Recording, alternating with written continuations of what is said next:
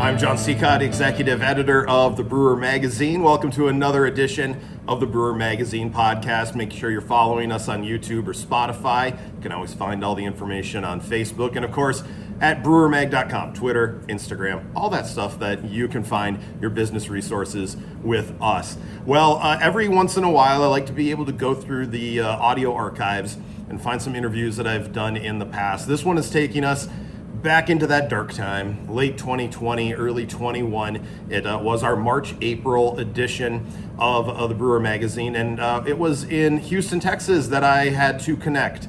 A great opportunity to connect with Brock Wagner, the founder of Houston's St. Arnold Brewery, and the great opportunity to talk. Unfortunately, it wasn't in person, it was Zoom. It was actually, I think, one of the first Zoom interviews we did, and I wish I would have recorded the actual video, but I did record the audio for you.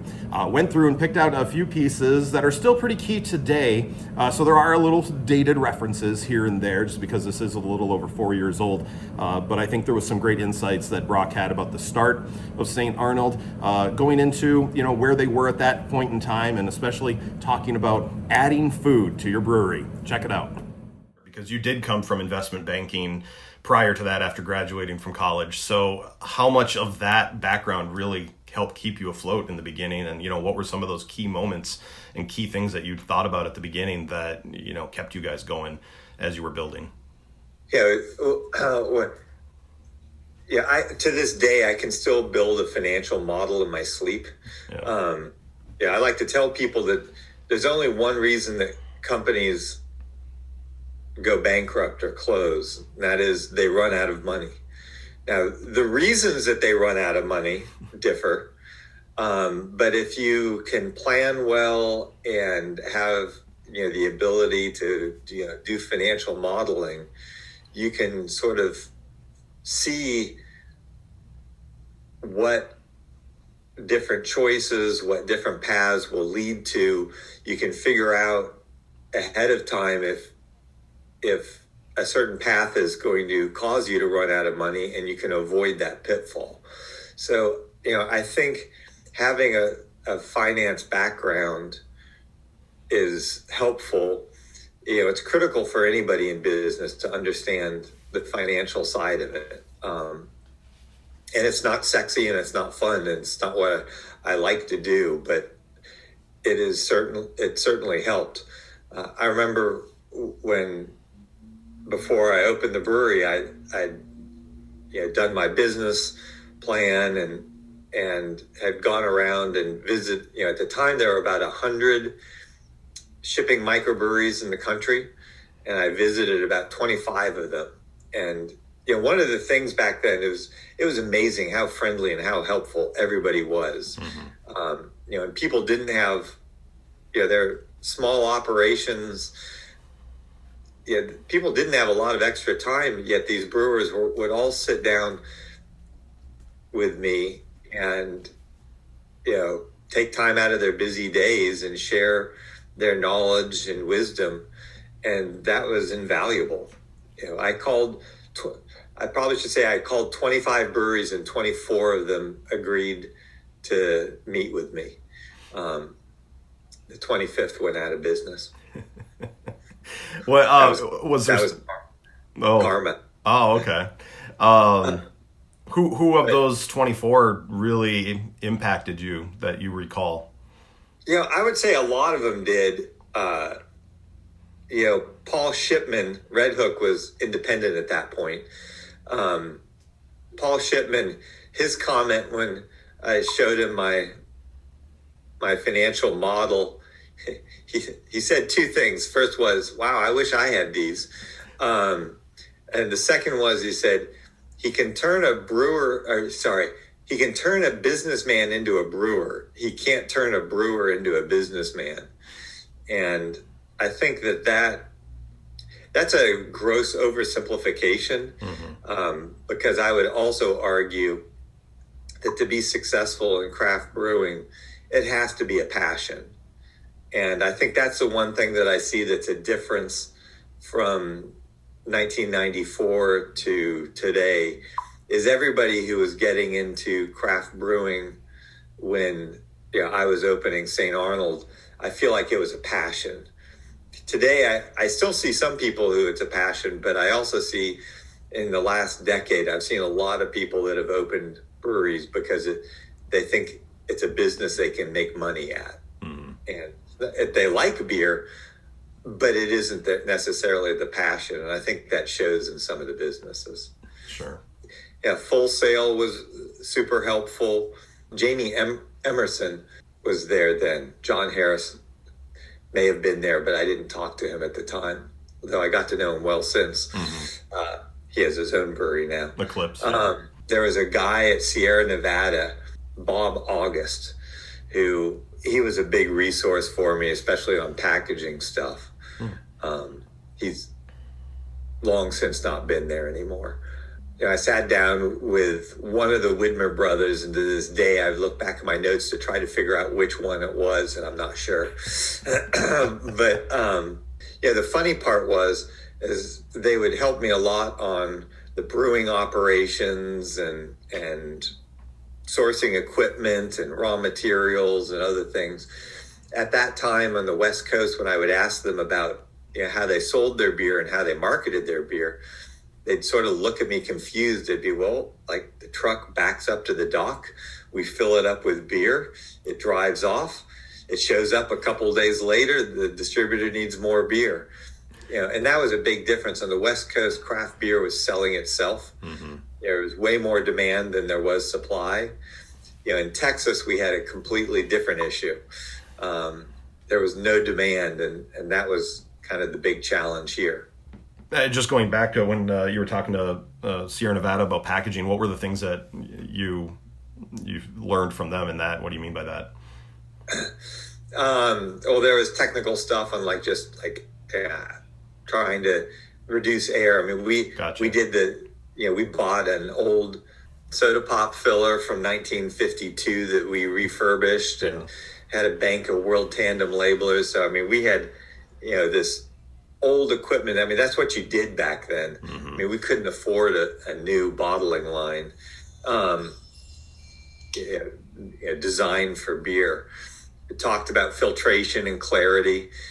He said that I think they did one batch that they didn't filter at all, and they discovered that their customers didn't like hazy beer, so they needed to clarify it. I remember because I probably first bought Sierra Nevada in maybe 1985, because that would probably be about right. That was the year I started home brewing. And I remember the first bottles of Sierra Nevada. I mean, there was a pile of yeast on the bottom of those bottles. And over the years, they still bottle condition, but now it's like a dusting that you have to really look hard to find. Yeah. Talk about that, having the brewing background as well. Were you from the start brewing? Have you, or did you bring someone in with you? Kind of what was the part of that business plan, and how did you go from that to having someone brewing for you? So I was self-taught. I started home brewing in college. In fact, it was the RA in my dorm who taught me to home brew. So technically, I am using what I learned at Rice. And it's not what my parents thought that I went to college for.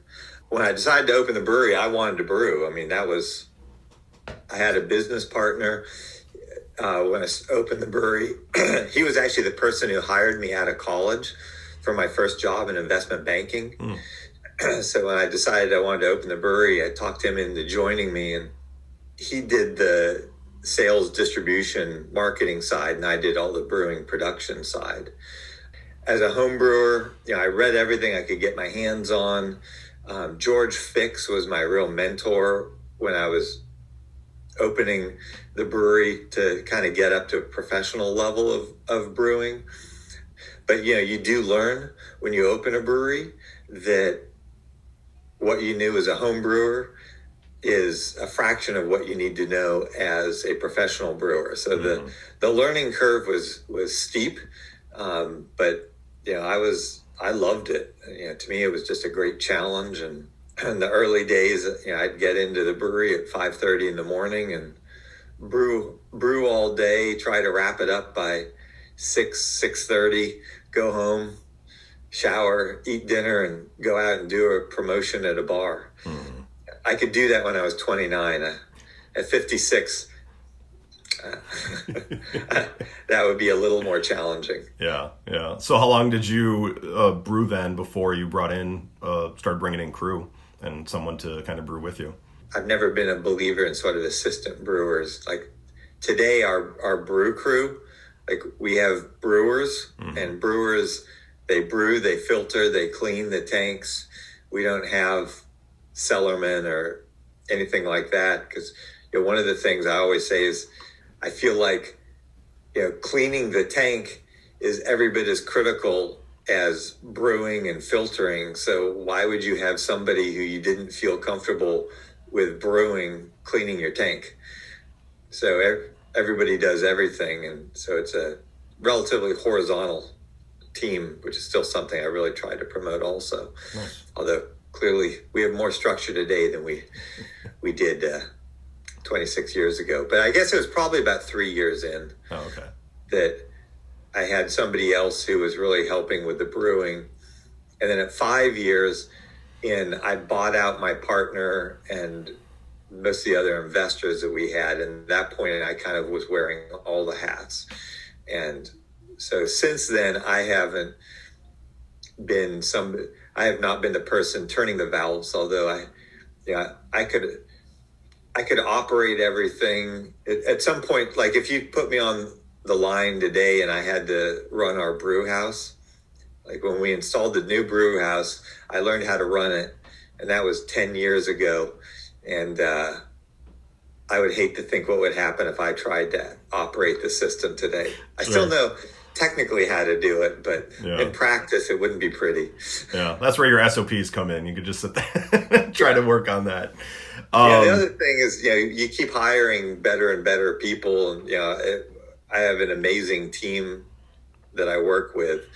And frankly, I think they do a better job than I ever did at brewing the beer. And, I still work hard to really impart that, the importance of quality. I mean, all the beer recipes, we have a pretty exhaustive process for developing a recipe, and I'm a huge part of that process. And even at the end, I mean, we still dump batches of beer when we scale something up and it's not 100% there. Good enough isn't. Nothing leaves the brewery unless we are passionate and excited about it. Talk a little bit about the brands. What did you build your brewery on, and are they still part of that core, or have you seen things change over time, and what the brand's beer's main stuff is? So the first beer that we came out with was it was amber ale. That was the first recipe I developed, and that is still around today. And that was our flagship in the early years. Then in 2001, came out with Fancy Lawnmower beer. And Lawnmower was sort of our big beer for kind of the next 15 years, and it's still going strong today. We came out with our American IPA, Art Car, in, I have to go back and look, 2015 or 2016. And that's been a monster. And I will put that beer up against any IPA. It's drinkable, balanced, exciting, hits all the notes, doesn't have any of the off flavors that to me, a lot of the big heavy hopped IPAs have. And then the other brand that we've had throughout, I introduced Christmas Ale in 1995. So we'd been open for about a year and a half. And that was our first seasonal beer. And we have 5 seasonal beers. And they're a single SKU. So if you go to the grocery store, you'll see St. Arnold Seasonal on the tag. Those continue to be, that was our largest brand, St. Arnold Seasonal, for many, many years until Art Car supplanted it recently.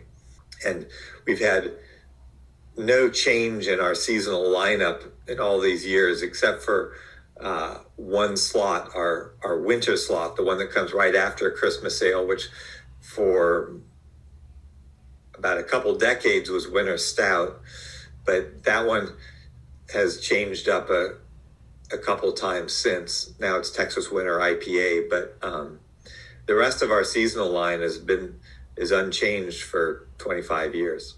When it comes to a portfolio size, how big is your portfolio on average with seasonals and core? I think 13 beers. It sort of bounces around. Yeah. I should probably know this off the top of my head. Maybe it's even 15. We have, sort of the core brands, Art Car Lawnmower, the seasonal. Those are our biggest ones. And then we kind of always have, it's very important to be introducing new beers constantly these days. And that innovation is a lot of fun, and our team has really embraced it. But we probably have 2 to 3 beers that we're coming out with every year that are year-round beers. And, and then on the back end, you have there's kind of this brand cycle that a lot of these beers fall into. Mm-hmm. Periodically you'll have the art car that, catches hold and takes off. But more often now we're seeing, sort of a 2 to 5 year lifespan of a lot of these brands. And, when we discontinue a brand, our customers there's always some vocal group that tells us, why did you kill that brand? It's like, we didn't discontinue it, you did. It's just driven by what sells, and once a brand falls below a certain level, the grocery stores are going to take it out of their sets, and so we need to have the next brand ready to come in. And there is some fun that comes along with that too. Yeah. So I would say that we have sort of probably the top 5 brands that are pretty consistent and do well, and then you have kind of the bottom 5 that you're kind of watching to see what's happening there, and then you have a few in the middle that are maybe niche beers that are never going to sell a lot, but they also, for us, our lower performing brands outsell top performing brands for a lot of other breweries in our markets. We tend to have a pretty good presence in the grocery stores. Craft beer doesn't advertise traditionally. You guys have to kind of build your own base. How has that been some key parts, and what have you guys done to build your base through all the different markets when you're not doing traditional marketing? Salespeople, social media, our email, newsletter, PR outreach, Instagram. We really try to reach out to people in the market and involve the markets. Try to promote accounts, that are supporting us and that kind of thing. There's no magic silver bullet. It's just execution and legwork and a lot of hard work by our team. Yeah. And good beer, obviously, because like you said, you started with this saying that the quality mattered. And how has the quality gotten even better? I'm sure you can attest to the fact that from the time you started to where you guys are, how much better it is. You even said that, the brew team that you have now is phenomenal. And, how do you guys continue to get better at that? Oh, we are constantly learning it. Quality is a never ending race. We are always trying to figure out how to make the beer better, tweaking a recipe, looking, reviewing everything from our mashing program to looking at the packaging and how do we reduce dissolved oxygen, quality of our raw materials.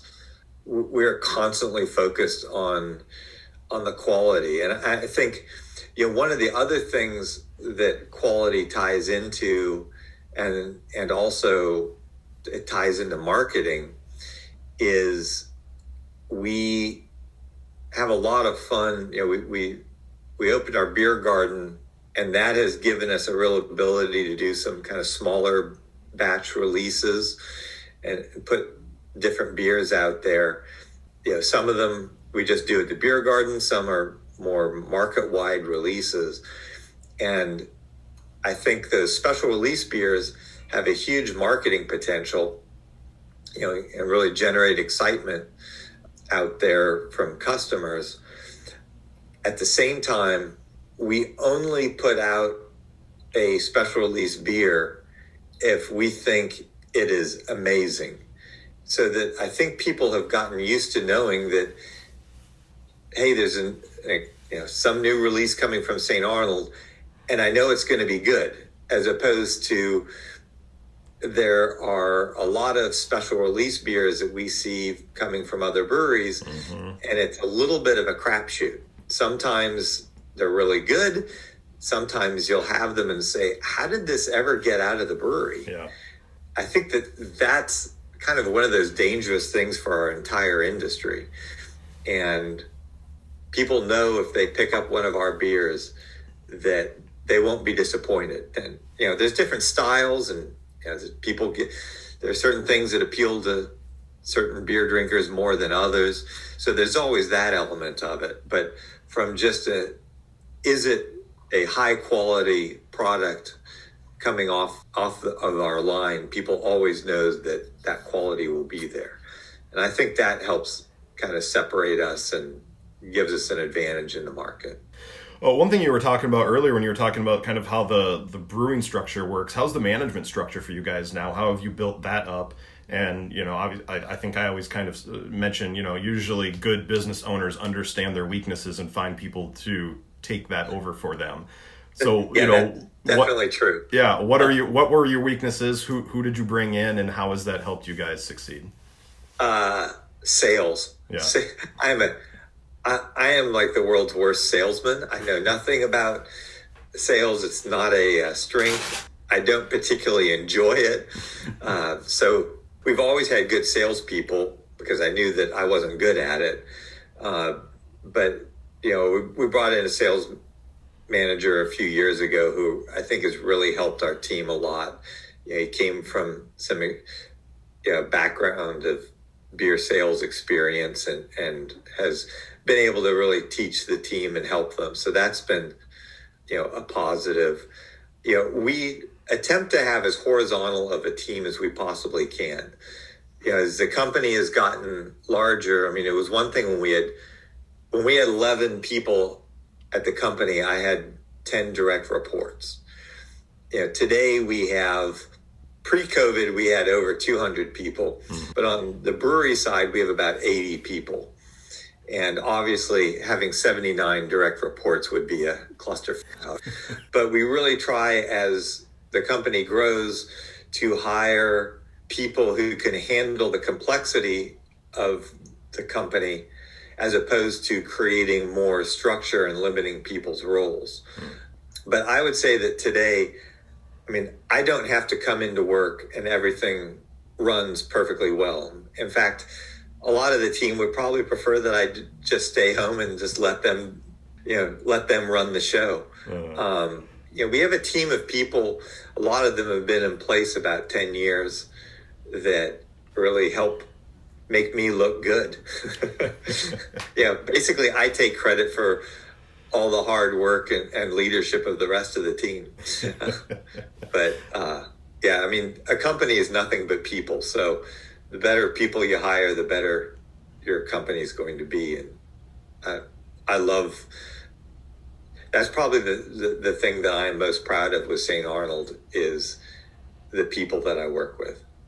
How about, and you said you started without the brew pub model. You guys now have the beer garden, the kitchen. Was that something that was when you guys moved to downtown Houston, or was that now just a few years ago when you added the beer garden? When did the food become part of this? So this is something I've always wanted to do, but it was illegal for us. Mm-hmm. We opened our kitchen in 2013, at which point we were technically selling the food, but the beer was still free. Then we got the law changed so that we were able to sell beer for on-premise consumption only. And once we got that done, then I started working on my idea of building really a big beer garden next door. And that was a process. I had to buy the property next door.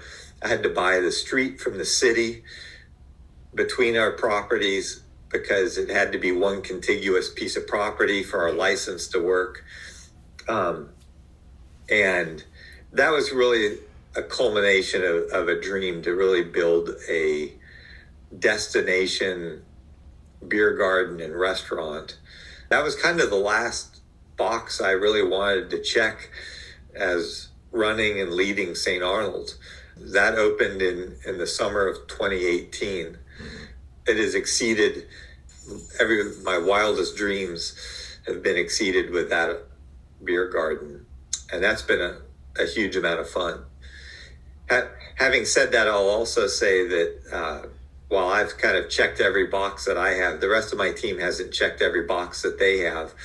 And now I view it as my goal to help all of them achieve all their dreams, and I still love what I do. So cool. We keep marching forward. But yeah, appreciate you taking the time for us. Too bad it couldn't be face to face, but maybe sometime. Maybe I'll come on down and say hi as well when we're Yeah, down please do. Yeah.